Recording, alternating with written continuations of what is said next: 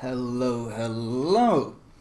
Today I will be bringing you the New Orleans, or well, in this case, the stock New Orleans, because this is my second game in it, and I don't really have anything unlocked on it yet, so I got the stock 14.7 kilometer range and stock 30k hull and no gun upgrades or whatever. But I wanted to, people have been requesting a New Orleans commentary quite a bit, so I wanted to take a quick peek at it to see how it performs. Of course, a stock ship will never perform as well as a fully upgraded ship, but it usually gives you an idea of what to expect from the ship. Now, the New Orleans is actually a ship I quite enjoyed, even before it got the radar. In the past, I used to enjoy it because it had such strong AP, it had really good shell velocity. In fact, it has faster shell velocity than both Baltimore and Des Moines. And of course, when you angle it, it's actually surprisingly tanky. Not to mention the stealth on it is pretty damn great. In fact, I don't have, of course this is my alt, so I don't have a 15-point captain on this guy. I'm still leveling the captain on it. But simply with the module and the camo, I get my concealment down to 10.8, which is very competitive at T8. I mean, it's not the best you're going to get, but it's very, very good for a cruiser, getting down to 10.8 concealment. So the first thing I do here is just give my team a plan. Of course, I've switched out my fighter plane for radar because radar is infinitely more useful. And the first thing I tell my team is push into B and A. I'll push right in between these two. So if there's any sort of contention going on at these caps, that people are fighting for the caps, then I can just radar the caps and basically give my DDs a huge advantage. Of course, I switch to AP as soon as I see a Mogami. And well, he turns away and I spot second good target, Nuremberg.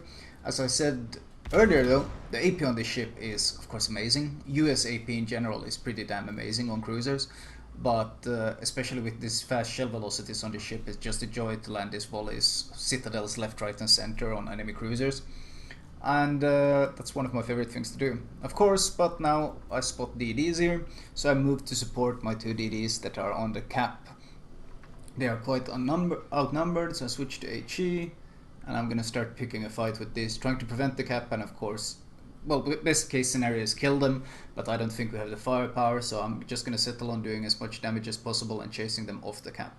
Now, first, out of these two, I of course target the Fubuki. It's a significantly bigger threat than the Hatsuharu. So my goal here is to chase them away. They smoke up, but I instantly radar, giving my friendly DDs vision.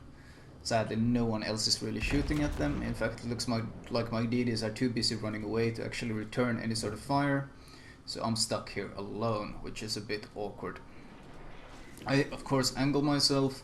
The New Orleans, even though I said it has really good frontal armor, it's of course just as vulnerable as any other cruiser if you give full broadside. In fact, the New Orleans is quite easy to citadel if you give full broadside.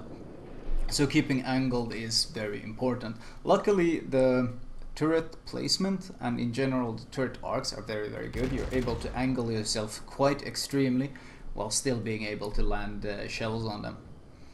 Now here, this Benson is actually making a very good play. This Badman guy, he's smoking me up and giving me cover, and hence why I press F3 to thank him, because that's a good play. I'll be able to use that smoke to my advantage to cause some trouble on that cap in general. First, of course, I have to get rid of the New Orleans. Potentially I could have switched to HE here, but he should be dead with this next volley. I aim a bit higher than the Citadel, of course, because he's angled, so I don't want my shells bouncing off the hull. I want to hit his superstructure and get that damage from the superstructure. First kill, and now I push into this smoke that he left. USDD smokes, as I've gone over quite many of my USDD commentaries, of course lasts a very, very long time, so I know I'll be able to use this smoke for quite a long time, and hopefully I'll be able to prevent the cap with that.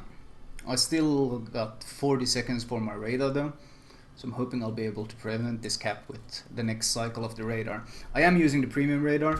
That's mostly because one, the lower cooldown, two, it's such an amazing ability that getting an additional radar is well worth it. Landing a fire on him. Someone spotted the Hatsuharu, which is great for me. That means I can prevent the cap. Maybe. Oh, I don't think my shells are gonna land in time. Nope. Oh, they would have missed anyways. This turret's repaired the fire. It's surprising. Fubuki was spotted. Of course, he's always gonna be my priority target out of these two. simply because he can launch more and deadlier volleys of torps than the Hatsuharu can. Not to mention he's a T8, and a T8 they gain better concealment, which makes him a bigger threat to my friendly deities as well. So he's just an overall priority target. It's a bit awkward. This Bayern is turning into me, which kind of worries me. Okay, there's planes flying over me, so I pop my defensive AA, because thinning out the planes is always a good thing, and forcing him to lose squads would also be a good thing. Not to mention there's still enemy fighters around here, so helping my friendly fighters win the fighter duels is also a big thing. So all these squads being slaughtered flying over me is a good thing for my friendly cruiser, and in general for my entire team, because he has less of a striking force. Mogami shows himself, naturally switched to AP, as I spoke of earlier. The AP on this ship is fantastic, a real citadel machine, and quite easily delete what's rest of his HP. My first plan here is to switch to HE, but that Nuremberg actually looks like he's pushing around the corner. I want to fight the Nuremberg and take him on, but the issue is the Dunkirk. He really needs to die, because I want to be able to angle against the Nuremberg, because if you get broadside, of course, the Nuremberg, just like any German cruiser, he's going to absolutely murder you with AP. So I'm hoping this Dunkirk will die as soon as possible, but it seems like this... Wait, he's not dying? Well, I have to angle against the Nuremberg now. There's no option. I just hope that the Dunkirk will be preoccupied with the rest of my team and choose to not focus me, because I'm giving him quite a juicy shot here, but I don't have much of an option. Now, Nuremberg against the New Orleans that's angled like this, he can't do much. I bounce all his shells. You see, I'm kind of hesitant with this Dunkirk. Dunkirk finally dies, which makes life a lot easier for me. Now that I don't have to deal with him, I can just basically citadel him straight through the front. The Nuremberg armor is quite weak, and the New Orleans AP is so strong with such good penetration that you have little issues penetrating and just destroying him, even from the front.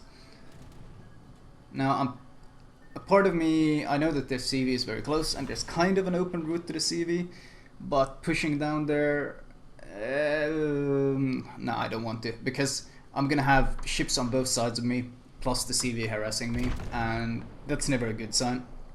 Even if I don't fear the CV itself, the CV can force you to turn.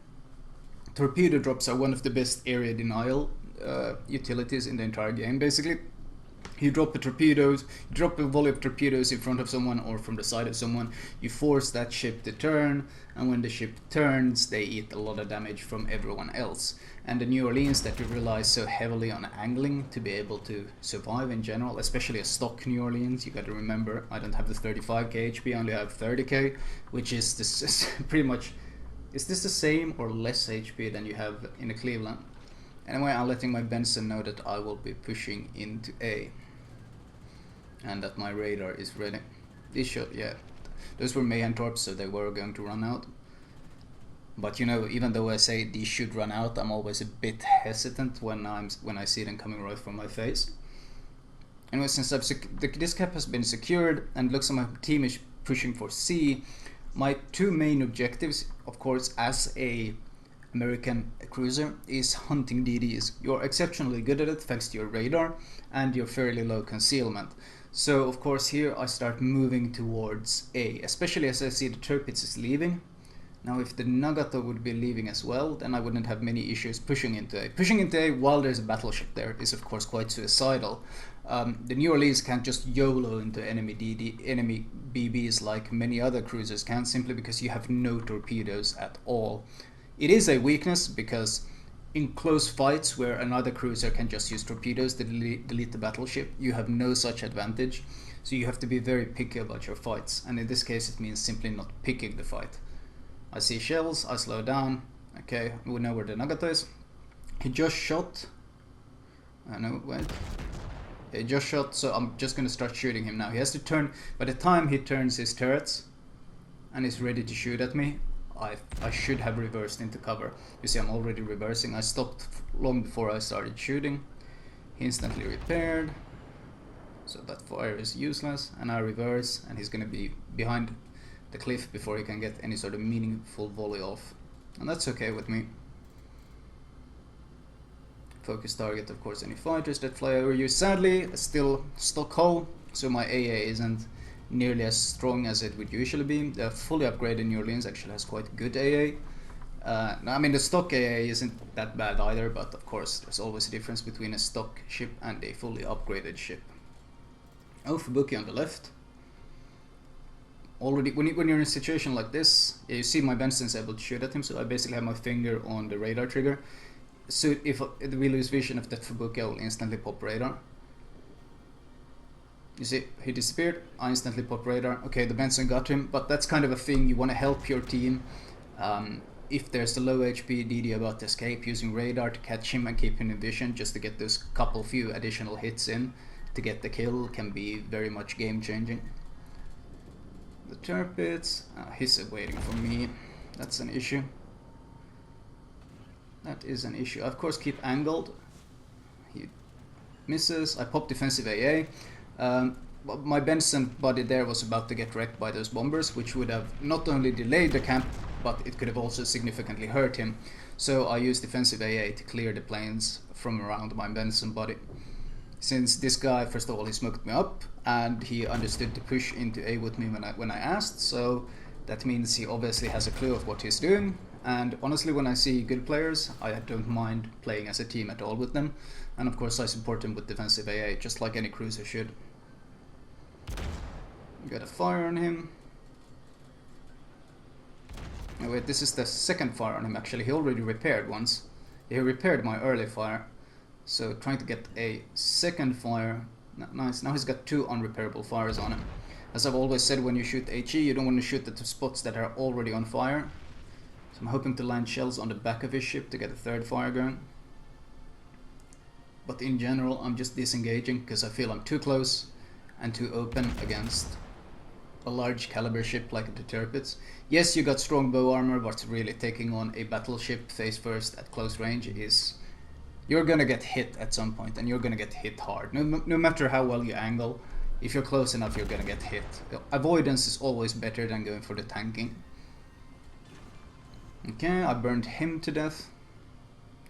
Okay, of course my next target is the Nagata, but the Hiryu was spotted very close. So I should actually be this... Oh, I get worried here. I see his guns are aimed at me, so I cancelled the turn. You see, his guns started pointing at me, so I didn't want to commit to the turn, because if I had, I would be very, very easy to citadel.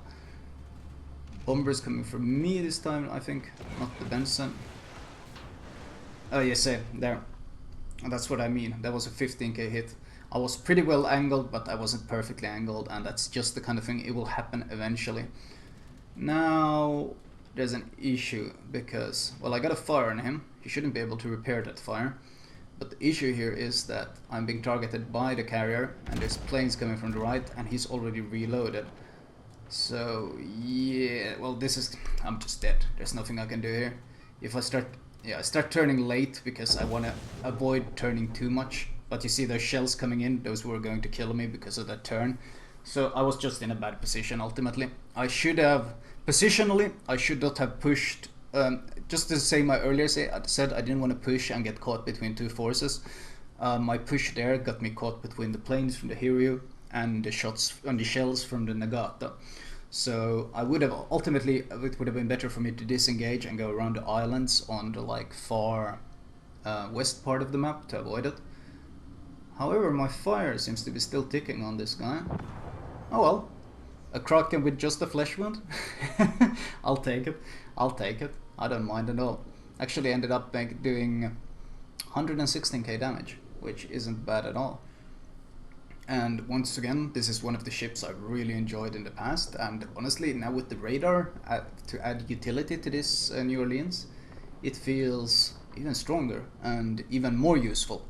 In the past you were mostly useful just as a anti-air cruiser, and you had to play it like an anti-air cruiser that you ambushed enemy cruisers with as well.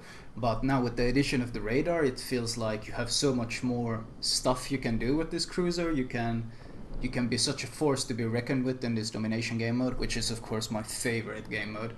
I doubt you'll have the same type of impact in the standard battle, but then again, I don't really care too much about standard battles because I just find them so immensely boring.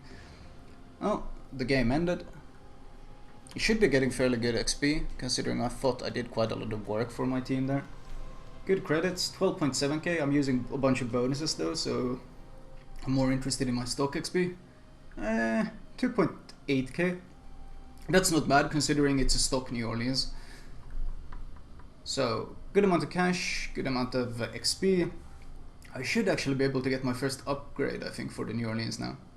Because I played, as I said, this is my second game. I played one earlier, which my team managed to lose. Well, of course, I lost as well, so I'm partially responsible. Can't just blame it all on the team.